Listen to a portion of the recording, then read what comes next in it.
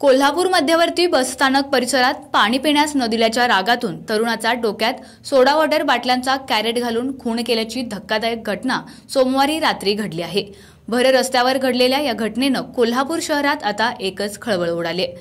सविस्तर वृत्त असं की मध्यवर्ती बसस्थानक परिसरात एका सोड्याच्या गाडीवर विनायक लोंढे हा युवक थांबला होता। दरम्यान लखन तमाम उर्फ युनुस मनेर याने मध्यप्राशन करण्यासाठी लोंढे याच्याकडे पाणी मागितलं। यानंतर लोंढेनं पाणी देण्यास नकार देताच संतापलेल्या मनेर यानं लोंढे याला लाथाबुक्क्यांनी मारहाण करून खाली पाडलं। त्यानंतर सोडा गाडीवरील रिकामा बाटल्यांचा कॅरेट लोंढे यांच्या डोक्यात घातला। यानंतर परिसरातील तरुणांनी तात्काळ लोंढे याला रुग्णालयात उपचारासाठी दाखल केलं, मात्र उपचारापूर्वीच त्याचा मृत्यू झाला होता।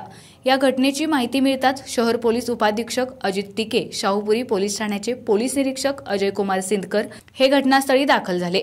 दरम्यान समीर मनेर याला परिसरातील जमावाने मारहाण करत शाहूपुरी पोलिसांच्या ताब्यात दिलं। सध्या याबाबत पोलीस अधिक तपास करत आहेत।